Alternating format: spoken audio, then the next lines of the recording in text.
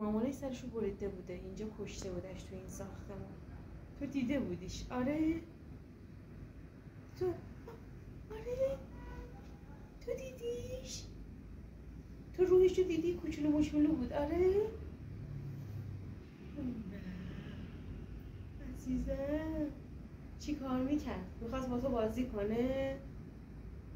آره ماما آره چی شد؟ جانه چی دیدی؟ چی دیدی؟ به من بگو. بچه کوچولو بود. آره تو باش بازی نکردی، تو ترسیدی؟ نمی چی داری میبینی؟